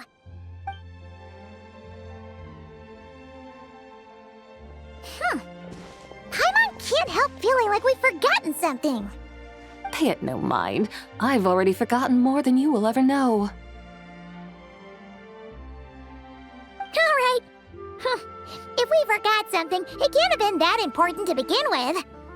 Qingce Village, here we come! We should plant cucumbers. We should plant canolas! We should plant cucumbers. They're easy to sow. We should plant canolas! The flowers are pretty! What are you arguing about, little ones? We're deciding what to plant in our field once Lantern Rite is over. Yeah. Dad gave us a small plot of land to grow our own crops. He said we can keep all the more we get from selling them. We should plant cucumbers, right? Dad plants cucumbers every year. We should plant canolas! We can press the seeds for oil! It smells good and sells for a good price. Ah, an agricultural debate. This should be easy to sort out. Granny, are you a farmer? Could you tell us what to do? Granny? What did you just call me, you rapscallion? Oh no, her eyes are gonna turn red again. It's just, my granny smells really nice, and you smell nice too, so... Sorry. How about we call you Auntie instead? Auntie? Oh, all right. Big Sis Sabai, can you help us decide whether we should grow cucumbers or canolas in our field? You little rascals! Using priceless land like this just for cucumbers and canolas? What a waste of heaven's gifts! Huh? What should we plant instead? With the coming of spring, when all things awaken, the field should be sown with the 5 grains. What are those? The 5 grains are life's staples, the heart of the people's table. I notice the people here mostly eat rice, so that is where you should begin. Based on the local climate and soil, seedlings planted in mid to late spring should produce mature grain within 2 or 3 months. When autumn comes, you can plant a second crop, with time still to harvest it before the first frost. The rice you harvest can be sold at market or kept in your stores. It's a far better choice than cucumbers or canolas. Oh, but Big Sister Sabai, I like canolas. That's no issue. It is unsuitable for continuous cropping in any case. You can rotate it with rice to maximize your yields. After the second rice harvest, around wintertime will be the perfect opportunity to sow their seeds. And when they mature in mid to late spring, you shall be just in time to sow the first rice crop of the year in turn. This way, your field will sustain balance, rice and canola in a harmonious cycle. Wow! That means we'll have crops to harvest all year round! Wait a minute! If rice and canola take up the whole year, what about my cucumbers? A firefly dares rival the brilliance of the moon? In what twisted universe should cucumbers vie for land with rice? Big Sis Tsubai! You're going to hurt Lil Lee's feelings! Auntie hates cucumbers! Stop crying this instant! I meant that cucumbers are simple enough to grow. There's no need to devote a whole field to them. Just find an empty corner of your yard, scatter some cucumber seeds in the earth, and before you know it, you'll have a thriving patch of vines. Cucumbers delight in sunlight and moisture, but they suffer in cold weather. If you wish to plant them this early in the year, you should make sure they're protected from frost. Wow. Is it really that simple? Let's hurry home and get started right away! Are you really in that much of a rush? Well, thanks, Big Sis Tsubai, who's fierce but really good at farming. We gotta go! Thanks, Big Sis Tsubai! See you around! Paimon never imagined you'd know so much about farming. What's so strange about that?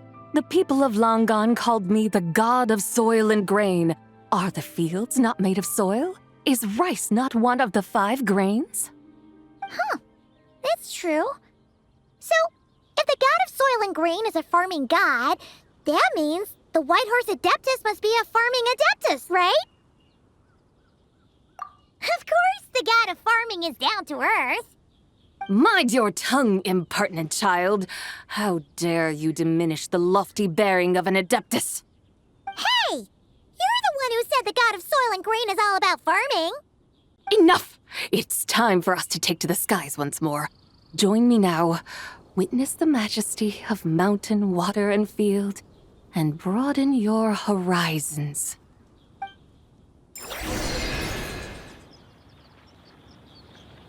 Wow!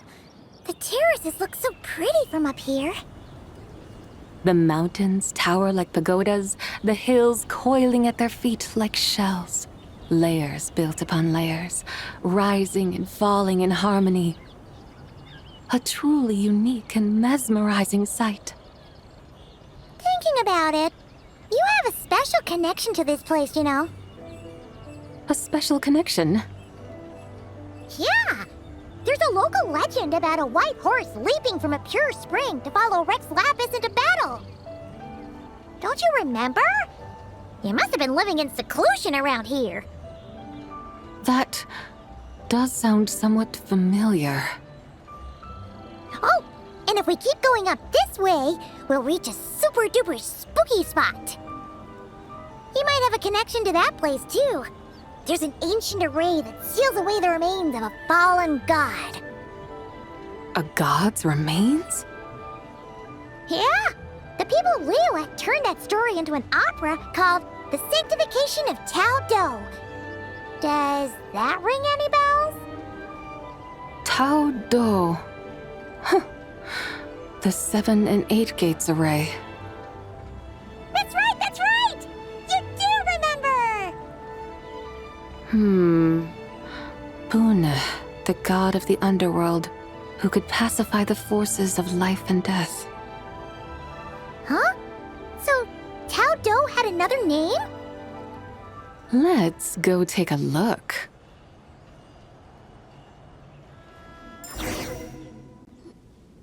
I can't help but feel there's something strange about this friend you haven't seen in ages. Strange? Whatever do you mean? Her strangeness defies description. This Miss Zabai is a full-blown enigma, don't you think?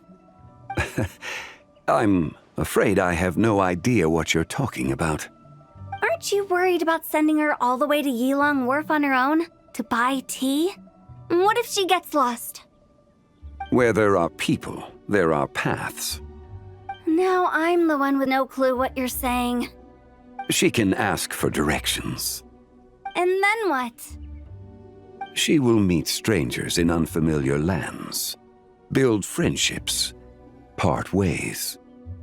Hers will be a long journey indeed. The further the journey, the more footprints one leaves behind. The deeper those footprints, the harder it is for time to erase them. Ah, so you want her to make new friends. I see. But from what you say, it sounds as though she's not from Liyue. I believe she was not, but perhaps she will be.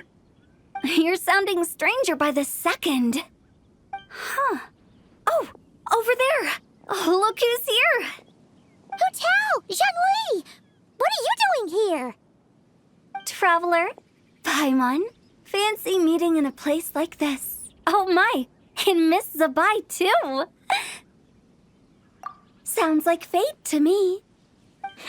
We were taking Zabai to buy some tea from Yulong Wharf.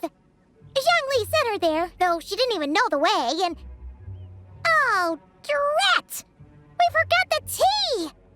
Oh, Paimon knew we were forgetting something!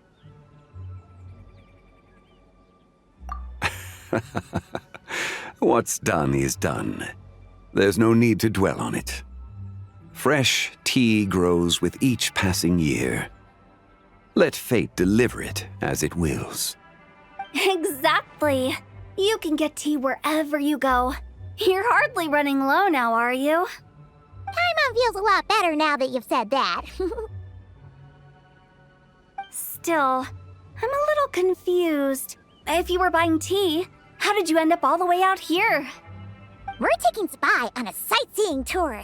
We started at Liyue Harbor, stopped in at Yulong Wharf, went sightseeing around Xiaoying Village, made our way to Qingce Village, and now we're here.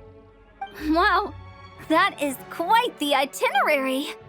Yeah, actually, Paimon thinks it's about time we headed back. I'm here to pay my respects to my ancestors. My dear consultant kindly agreed to join me. It is Lantern Rite, after all. Adepti and ancestors should be venerated alike. Ancestors? Wait, could you be? Are you heir to the Wuwang kid? Or perhaps the lone butterfly of the Crimson Flame? Whoa, have you got all your memories back? Huh? Miss Zabai, you know about the Wangsheng funeral parlor and the 8 adepts? I happened to hear a storyteller expound on the sanctification of Taodo. Lots of people know that story, sure, but very few can discern my family lineage from just a glance. Well, Zhongli, your friend here really is quite something. Unfortunately, there's no time to dally right now. We have a hill to climb. Perhaps once today is done, we can find time to chat over tea, recite poetry, and admire the moon? That would be wonderful, Director Who.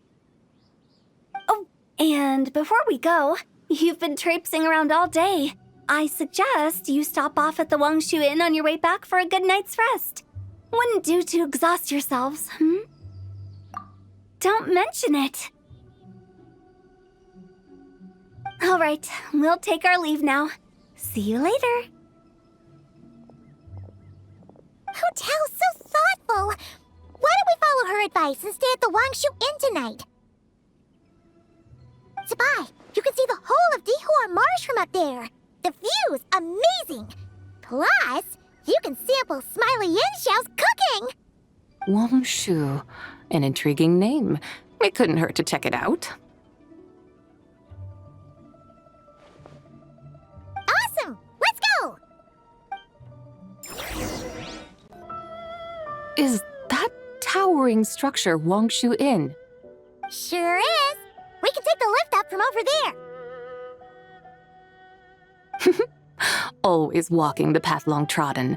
Does retracing others' footsteps not tire you? Come on, get in. We'll fly to the top. Are we really going to fly up to Wangshu Inn? Isn't that a bit showy? All the guests are going to see us. Is that a bad thing? To be able to witness an Adeptus. This will surely add to the inn's appeal, not to mention the room prices. The owner will thank us. You seem to really like showing off your powers. This inn's architecture is incredible, and the surrounding countryside radiates a picturesque charm. No wonder the new proprietor of the Baiju guest house thinks he can't compete and has decided to change his own establishment's name. The new proprietor? Ah, you mean Lu Xiangxing's dad. So you know about that, too. Personally, Paimon thinks it should go with something like Rex's Rest. That's a contender's name if Paimon's ever heard one. A fitting name indeed. So you think the guest house should change its name, too? Paimon kinda thought you'd say something like, such sacrosanct traditions must never change. Time flows ever onward. Why should the rules of yesterday be carried forward into the world of tomorrow?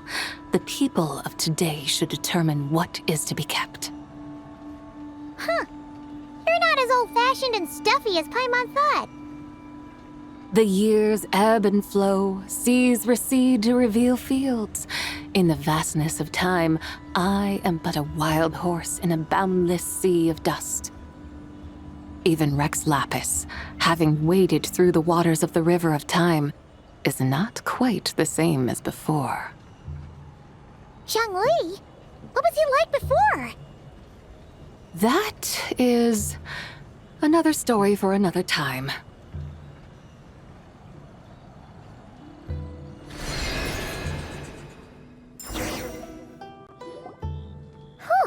This is the first time Paimon's ever flown up to Wangshu Inn on a chariot. Everything's so different when you're up high. Wangshu. Like moon lanterns and shao lanterns. Might it all be a coincidence?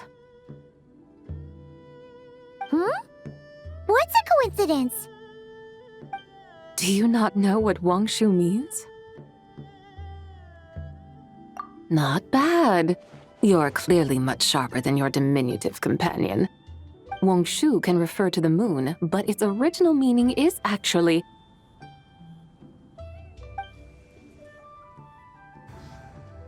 the goddess who rides the bright moon's chariot. And you must be the conqueror of demons. Xiao! Paimon was wondering if we'd disturbed you by flying down from the sky. Not at all. I sensed an unusual presence long before you arrived, though I didn't expect it to be you in a flying chariot. Ah, a witness at last. I was starting to think we should fly a bit lower. It would be awfully dull if no one ends up marveling at my lofty bearing. No need. This is already showy enough. I'm not one to do good from the shadows, as Rex Lapis is wont to do. Then you must be... Oh, nay, I'm only cosplaying as the White Horse Adeptus, in truth. Cosplaying? What's that? Ugh, ignore her nonsense. She's a genuine article, the one and only completely authentic White Horse Adeptus. It's just... Xiao, did Zhongli say anything about her being a teensy bit... not quite right? Mental instability, perhaps? Did Zhongli tell you that? No, this is my own speculation. Well, you've pretty much hit the nail on the head. It's like her brain's filled with a bunch of slimes right now, all gloopy and messy. There's a hot-tempered pyro slime, a math-obsessed hydro slime, and a mischievous little animo slime. But don't tell her Paimon said that, or she'll come and tell us all off. You white-haired rascal! Do you think I can't hear you? Uh-oh! We're in for it now! White Horse Adeptus, you must be weary from your journey. Why not take a rest? Oh, yes, yes, yes! You must be hungry, right, Sabai? How about we get some food? The chef here is incredible!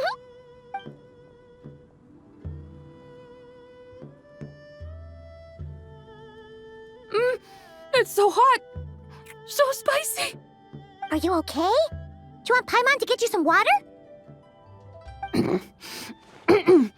Don't worry about me. I just need to pace myself.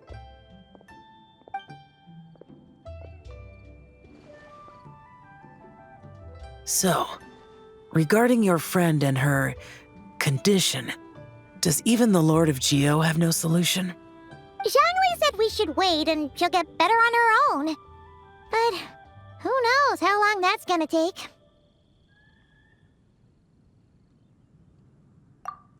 Is that why her personalities change so easily? Paimon thinks that has something to do with her 3 deadly selves. Zhangli told us that the deadly selves are impure, affecting living things that get too close. The White Horse Adeptus's remnant spirit was attached to the deadly selves for a long time. It makes sense that her temperament and memories would have been influenced by them. But Paimon still doesn't really understand what the 3 deadly selves actually are. Paimon, as you do not practice self-cultivation, I cannot help you fully understand. But you can think of them simply as emotions and desires. The act of severing the 3 deadly selves is a means of exercising wicked desires and cultivating one's true self. I believe other nations have similar practices. In Sumeru, it is known as shattering Atmagraha. Oh, so it's about emotions, desires, and attachments, that sort of thing. It includes those. I wonder, does she still remember what happened in the past? Some of it, but right now, it's like she was suddenly awakened. Like she's still half dreaming. The half that's still dreaming might remember things, but the half that's awake doesn't quite get it. Conqueror of demons, are you looking to learn about Rex Lapis's past from me? You are an old friend of his, so please, call me by my name. But Conqueror of Demons sounds so much more imposing. In days of yore, he was the Lord of Geo, Heaven's Star. Huh? You said the same thing the day you came back. But what does it mean? I'm afraid I can't remember. Hey, did you really forget? Or are you just pretending so you don't have to tell? Why not ask Rex Lapis himself? Whether I've forgotten might be up for debate, but I am certain he remembers. He must have his reasons for not raising the past, and you likely have similar concerns. I shouldn't have asked. An answer that suits your style, General Elatis. Now that we're on the subject, though, I suddenly remembered something. Which is? In the distant past, there was a feast, which I attended. I faintly recall the Lord of Geo also being present that day. Oh, and then? What happened? Among the dishes served, there was one that could be found in every household throughout Langan at the start of spring, a dish called Flavor of Spring. I suddenly remembered the recipe for this dish.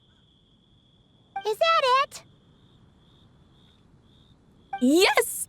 Since it's Lantern Right here in Liyue, why don't I make some for you to try? That sounds good.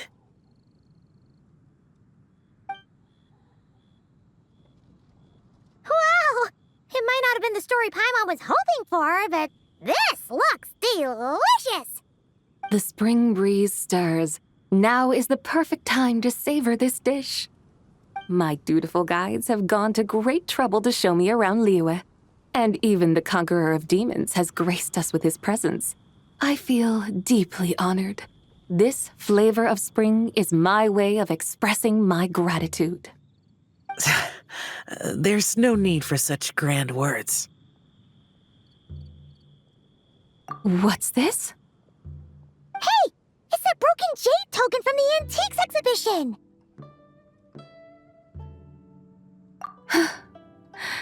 Indeed. This was once an Adeptal treasure of mine. I'm amazed it ended up in your hands. Alas, it serves little purpose now in its fractured state. Please, keep it as a memento. Oh, that's a shame. Can't we fix it? This is the way of the world. Once jade is broken, it can never be made whole. Then, what about forging a new one? That is a good point. That it has ended up in your hands must be a message from fate. I could try to craft it into a little trinket for you. One that might prove useful on your journey. Ooh! What sort of trinket? It's just a passing thought, one that will require the right opportunity. I'll think about it more when the time comes. Now that we've had our fill, we should get some rest. Tomorrow we return to Liyue Harbor, where I'll have need of your guidance once more.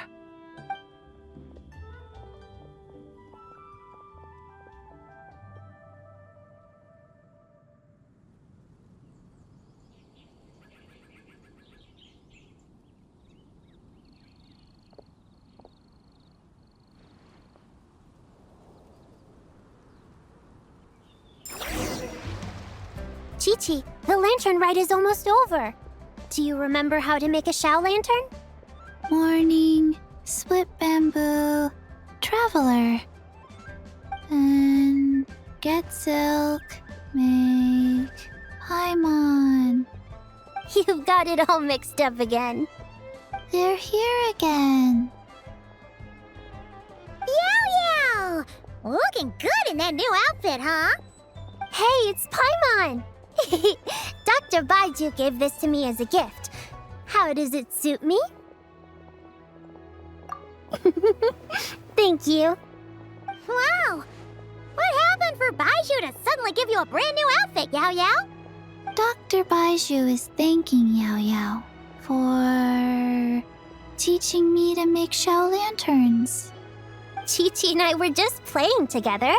Dr. Baiju's too kind. Oh, yeah, take a look at this. Dr. Baiju gave me these clothes, but it was Chi-Chi who wove this little basket. Wow, that's beautiful. When did you become so good with your hands, Chi-Chi? I learned to make Shao lanterns, thanks to Yao Yao. I also made a wish. What do I always say? The White Horse Adeptus answers prayers. Come, help this old man make an offering in thanks. Huh? Mr. Liu? What did you pray for? For my idiot son to finally come to his senses and not change Baiju Guest House's name, which he has. Huh? He's keeping the old name? Listen to this. My granddaughter planted a tea seedling in our village just a few days ago. She made a prayer to the White Horse Adeptus to help it grow. Overnight, her seedling flourished into a mature tea tree. Oh, that sure does sound like a miracle. Could the White Horse Adeptus really have helped it grow? Of course she did. Oh, White Horse Adeptus, how blessed is our family over whom you keep watch. Truly, this is an extraordinary miracle. You must record it in your family history without delay. Of course. Huh? Is that you, Miss Zibai? Indeed. I have a long-term booking at your guest house. Yes, I recall. Mr. Zhongli said to charge your expenses to the Wangsheng funeral parlor, if I remember correctly. That's Young Li. Always making trouble for poor Hu Tao. I noticed when you were here last that you bear a striking resemblance to the pictures of the White Horse Adeptus in my family history. You both have golden eyes. Perhaps fate has had a hand in our meeting. And a glad meeting it is, Miss Zibai. Now why don't I gift you some tea from my garden to celebrate this encounter?